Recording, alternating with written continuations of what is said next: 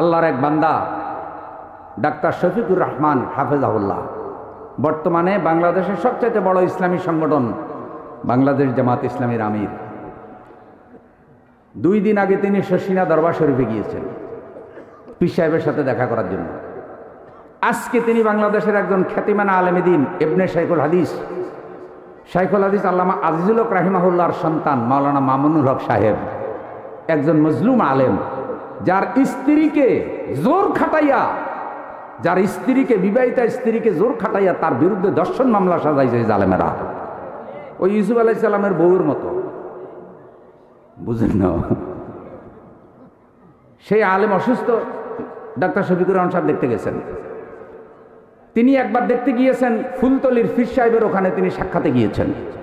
চরমনায়ের ওলামায়ে কেরামদের সাথে তিনি যোগাযোগ রাখছেন এবং কওমি মাদ্রাসার বড় বড় আলেমদের সাথে তার যোগাযোগ, প্রত্যেকটি ইসলামিক সিলসিলার লোকদের সাথে তিনি দেখা করছেন।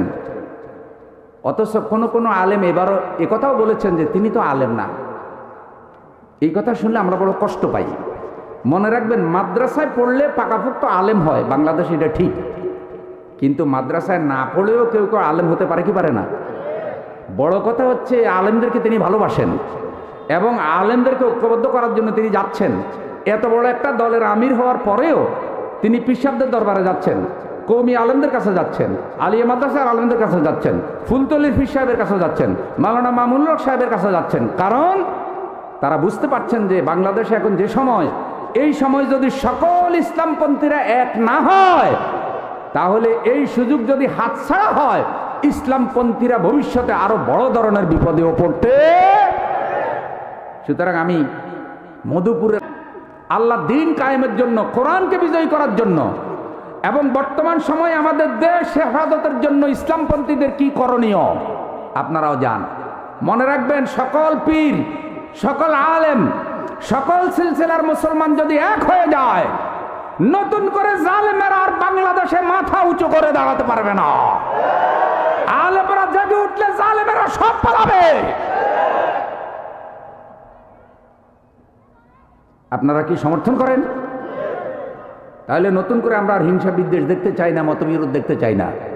টুপি নিয়ে আর ফতুয়ার দরকার নাই, দাড়ি নিয়ে আপাতত কোনো কথার দরকার নাই। কারো দাড়ি ছোট, কারো দাড়ি বড়, কারো দাড়ি নাই।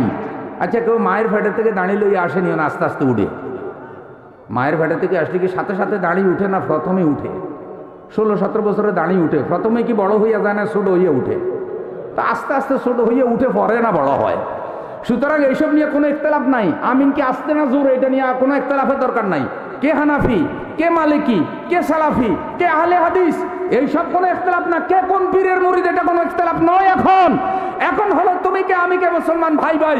আল্লাহর কোরআন সকলের, নবী সকলের, ইসলাম সকলের, সবাই ঐক্যবদ্ধ হয়ে বর্তমান পরিবেশে আল্লাহর দ্বীন কায়েমের জন্য বাংলাদেশে ভূমিকা রাখতে চাই। আলেমরা, ইসলামপন্থী দলগুলো যদি ঐক্যবদ্ধভাবে ভূমিকা রাখতে পারে, তাহলে বাংলাদেশের জনগণের মধ্যে জোয়ার উঠবে। সকলের দলে দলে ইসলামের পক্ষে রায় দিতেও। শুনেন, আলেমরা এক হয়ে গেছে, এক কাতারে সবাই ডাকতেছে জাতিকে।